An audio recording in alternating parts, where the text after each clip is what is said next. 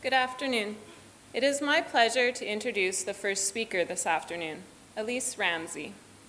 Elliece is a 24-year-old student living in Regina. She is working on her Bachelor of Science in Biology at the University of Regina. In her spare time, Elliece is an aspiring derby girl, an inveterate bookworm, and a multi-instrumentalist of dubious skill. Elliece had her first experiences with depression and social anxiety when she was 13 years old. It took a decade from initial onset and the help of mental health professionals, including a psychiatrist and several therapists, for her mental health to recover to a manageable state. Although talking about such personal experiences is difficult, Elliece felt it was important to take part in the Hope Summit in order to share her story with other people, especially young people who might be going through similar experiences. I am so looking forward to hearing Elliece share her story with us today. Please join me in welcoming Elliece Ramsey.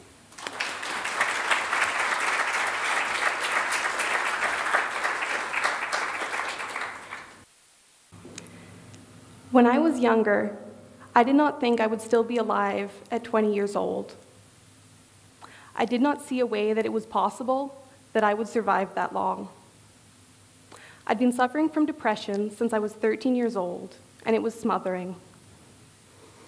I did not see things changing, and I did not see myself surviving if things stayed the same. I did survive. I'm 24, and I'm still here. You might have noticed.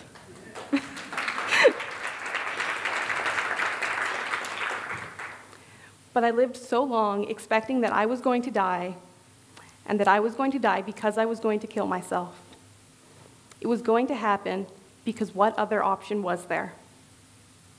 This is not a belief system that you can live with. I had a lot of beliefs that I couldn't live with. Depression and anxiety warp your thoughts. I believe that this is particularly true for young people who may not have had time to fully emotionally develop or to experience adult life before their mental illness began to impact them.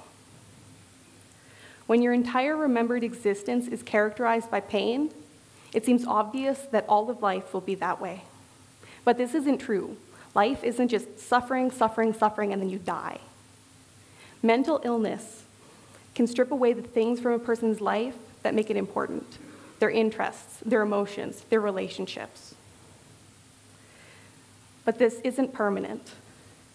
If your personal identity has suffered under mental illness, or if you never had time to build a personal identity before your mental illness began impacting you, it's not hopeless. Hobbies and interests can be reignited or discovered for the first time. Damaging personal belief systems can be made healthier, and it is possible to live a life in accordance with one's values. All of this began for me when I was about 13. I'd always been a fairly anxious child, but around 13, I started to feel sad all the time, like there was a weight on my shoulders that just wouldn't lift. I lost interest in my friends and things that used to be fun. My anxiety got worse, and I withdrew from my friends and family.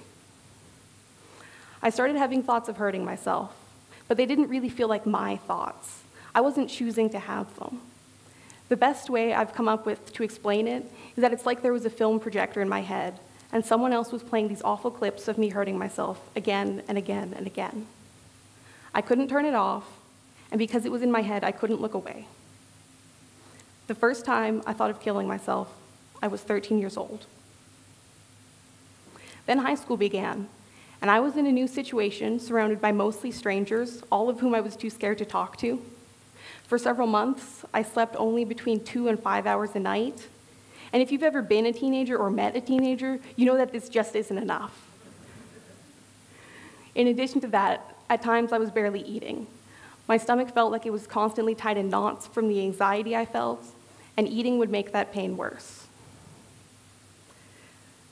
Thoughts of hurting myself stayed, and sometimes they weren't just thoughts. Sometimes I would deliberately hurt myself because I did not know how to deal with everything I felt. I was desperately scared and unhappy, and my mind felt out of my control. Everything was so hopeless, I did not see the point in planning for the future, short-term or long-term. I'd been suffering for several years already, and everything was only getting worse. The future wasn't coming. In the month leading up to my 16th birthday, I didn't make any plans with my friends or family because I didn't feel confident that I would still be alive by the end of the month when my birthday happened. I figured that the only thing more depressing than having your kid kill themselves was having to cancel plans for your kid's birthday because your kid killed themselves. In my journal, when I was 16, I wrote, "Don't get me wrong. I know what suicide is. It's dead and gone. It's ugly death and rotting in a coffin. It's leaving a hole in the lives of friends and family that will never fully heal. It's never coming back. It's not a second chance, a cry for help, or something to be taken lightly. It's not glamorous or easy or painless. I want it anyways."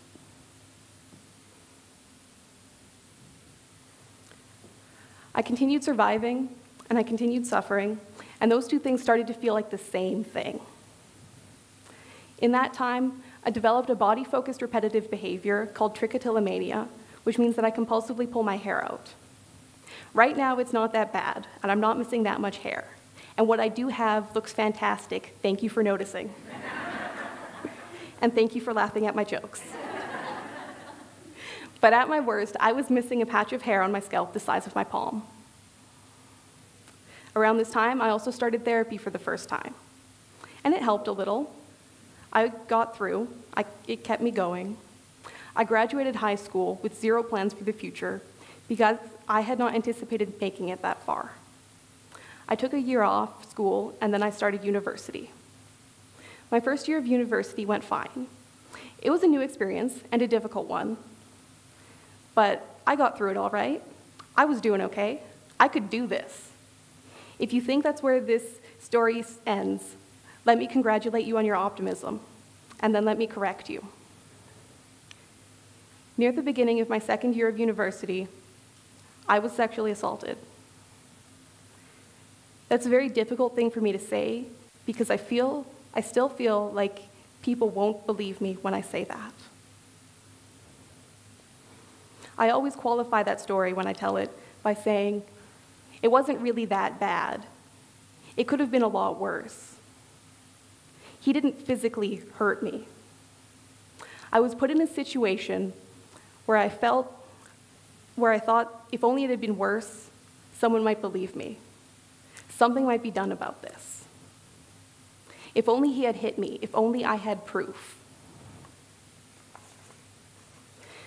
This assault led to massive alienation from my body. It was very clear to me that my body was not my own.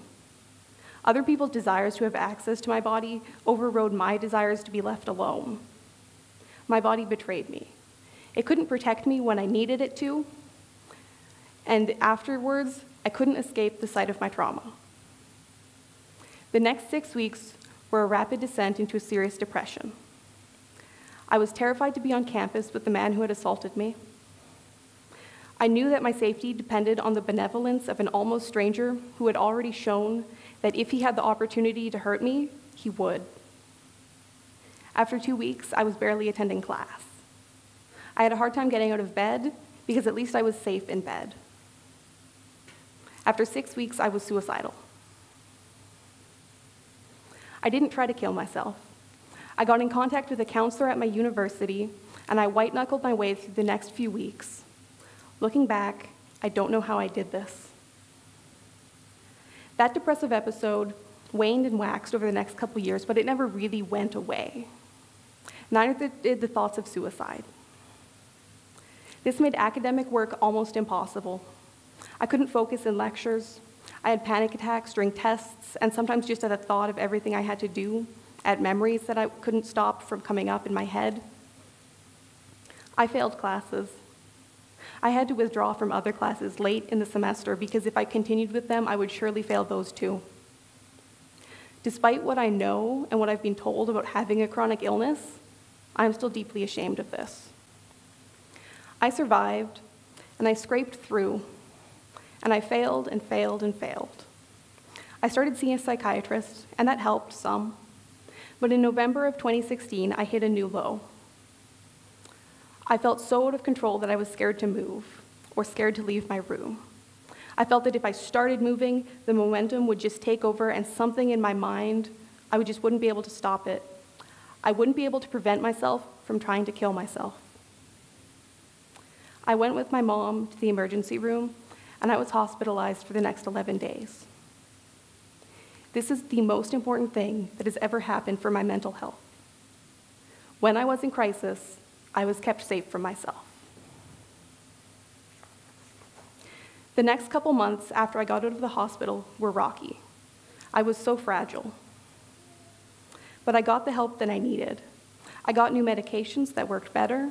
I started seeing a therapist again regularly. This makes it sound so much easier than it actually was when it's summed up in just a few minutes and it's not years of life experience. It sounds like I got sick, I got worse, I had a crisis, I got treatment, I got better. But it wasn't quite like that. I'd been receiving treatment fairly consistently since I was 17, and some of it was actually quite effective. I don't know why that depressive low was worse than the others. I don't know why the treatment I received afterwards was more effective, and I don't know why I haven't felt that bad since. I guess it's narratively satisfying. A descent, an emergency, and ascent on the other side. I don't trust that narrative simplicity, but I guess it's what I've got. That's how I didn't kill myself. But having survived, I was then faced with the problem of living. A couple of years ago, I couldn't have told you what my favorite food was or my favorite movie. I would meet new people at school and they would ask me, "So what do you do outside of school?" And I wouldn't have an answer. My depression had whittled me down to the bare bones of a person, until all I could identify with was what I did most often. I'm a student. That's not really a great answer if you're trying to meet new people and make new friends, by the way. For years, I didn't do much outside of being a student. I stopped engaging in my hobbies and interests because I didn't have the energy or the attention to focus on them, and my interest in those things felt more like a memory than a present tense feeling. I would only see my friends every few months. I would rarely leave the house. Coming out of that depressive low 2 years ago was terrifying. For the first time in years, I had the energy and drive to do something, but I didn't know what. For the first time in years, I had the focus to cook a meal, but I didn't know what I wanted to eat. And that's not a metaphor, because for years, food had tasted similar and bland, and it hurt my stomach. And now, I could cook whatever I wanted. I could eat it, but I did not know how to decide. I don't think that a person's essential self is composed of things like their favorite movie or their favorite food. But those things can help you to build a personal identity. When I didn't know those small things about myself, I didn't feel like a person. Before you can answer questions like, what do I want for a career? Or what do I want my future relationships to look like? Or how do I live a moral life? You need to be able to answer questions like, what do I want for dinner? Or how do I want to spend my time on Thursday nights? And the best way I found to answer those small questions was to just do stuff, to just start doing something. Do I want to go see a movie with a new friend? I don't know, but I'll say yes. Do I want to read a book about bark beetles? I don't know if I like learning about bark beetles, but I'll give it a try. And in that way, I would find out about things, and most of the time I would give them a try. If I hated them, I wouldn't force myself to do them again, but along the way, I did find things that I genuinely enjoyed for the first time in years. I read that book on bark beetles, and I enjoyed it. I enjoyed it so much that last year I took an entomology course in university, a course that focuses on the study of insects. I took a step class to get a little exercise, and I was really bad at it, but I liked the energy of the instructor and the other participants.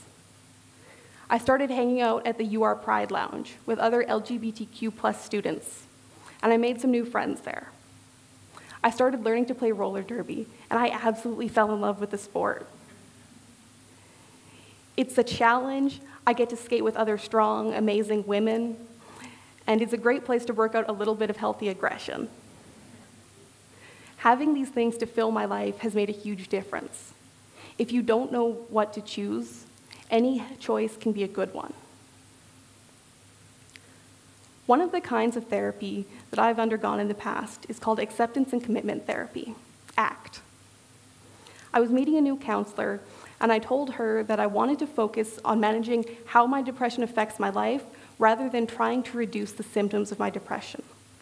She told me that ACT was in alignment with this goal. One of the focuses of ACT is on identifying your personal values and trying to incorporate those values into your life, regardless of your circumstances.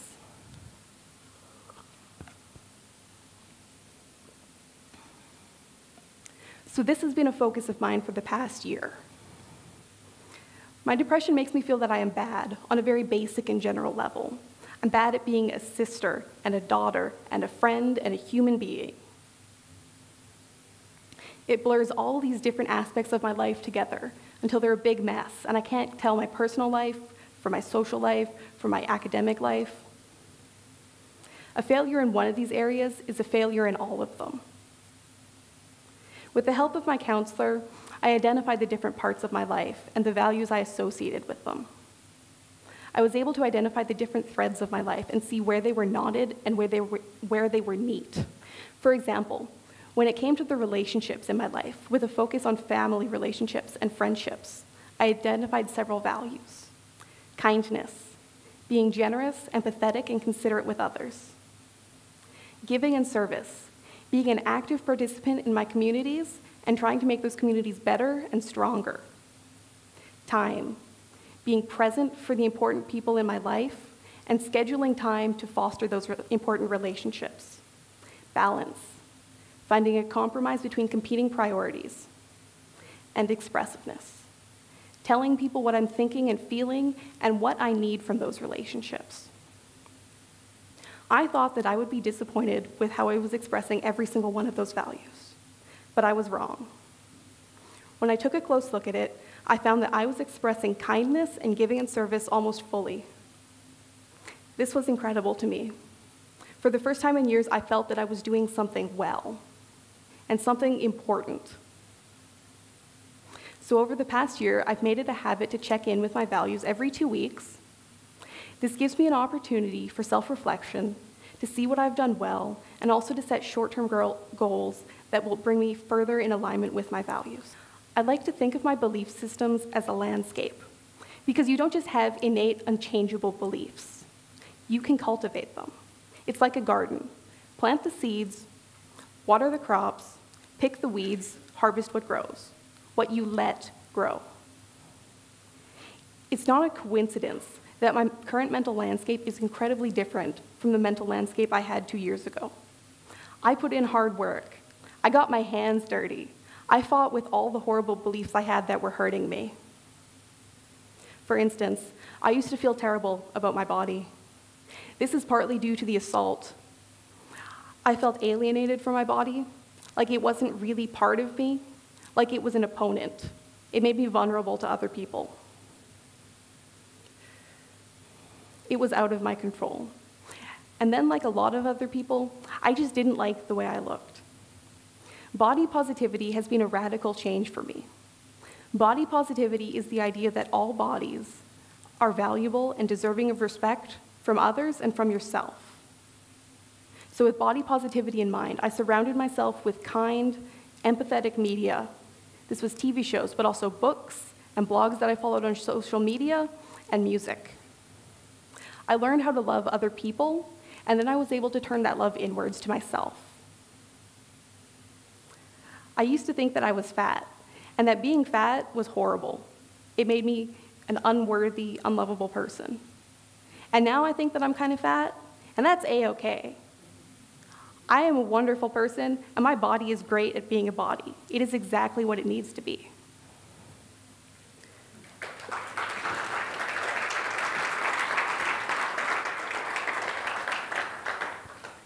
Thank you. I learned how to accept my looks, but I also learned how to put less value in those looks. And most importantly, I learned to forgive my body for what happened to me. It wasn't my fault that I was assaulted. Someone else made those decisions, and they are responsible for them. But for a long time, I blamed myself. I forgive myself for that. I had to learn to care about my body in order to deal with my constant thoughts of self-harm. Self-harm and suicide are the least caring things you can do to your body. It's okay, baby, don't worry. The story ends happily. I thought that I deserved to be hurt by someone else or by myself. But the thing is, you can never hate something into being better or healthier. You have to love it. Love, to me, is not a soft or gentle thing. It is aggressive and oppositional. Sometimes I like to visualize myself holding a giant stick, and I use this giant imaginary stick to beat the thoughts and the people and the corporations that want me to feel bad about myself. No, and I hit the thought with my stick. I will not hurt myself. No, I will not withhold food for myself because I don't deserve to eat. No, I will not think poorly of myself based on other people's opinions of me. No, you will not treat me poorly, and I will not treat myself poorly. This doesn't mean that I don't have negative thoughts anymore. Believe me, my terrible brain is still making its terrible presence known. But there is a difference between actions and thought. So even if I don't feel that love for myself, I can act as if I do. And to help deal with those negative thoughts I do have, I've come up with things to say to myself to put me in the right mindset. Things like, you don't like me? That's fine. I like me. Things like, who's going to defeat me? You? Good luck. Things like, I've been through hell, and hell couldn't stop me. And when I feel poorly about how I look, I ask myself, who profits off of my unhappiness? I've accepted now that I'm going to have a future, and I want to have that future. But at the same time, I have a chronic mental illness, and this means it's not always going to be easy. There's a good chance that this mental illness will be with me most or all of my life. I like to tell myself, hope for sunshine, but plan for rain. For some, this might be discouraging, and those people should envision their future in the way that is healthiest and most helpful for them. But for me, I feel most prepared when I say, I've done this before, and I can do it again. I have the tools to manage my mental illness. I have years of experience. My most important skill that I've developed throughout my life is not killing myself. I have honed this through years of experience. If everything I've said sounds optimistic, that's because it is. I'm not as confident as my words might sound. I still suffer, and I'm still scared. But I've made the tangible improvements to my life, and I am becoming a person that I want to be and that I am proud of. I have made the conscious decision to be optimistic, even though it's not always easy, and even though sometimes, frankly, I don't want to be. I saw this cartoon once by the Spanish cartoonist J.M. Nieto of two little creatures having a conversation. Translated into English, it goes like this. One creature says to the other, "Why are you so hopeful about the future?" And the other creature says, "I think it will bring flowers." Why? Because I am planting flowers. Dealing with mental illness isn't easy. It almost killed me. But I am still alive today, and I am planting flowers. Thank you.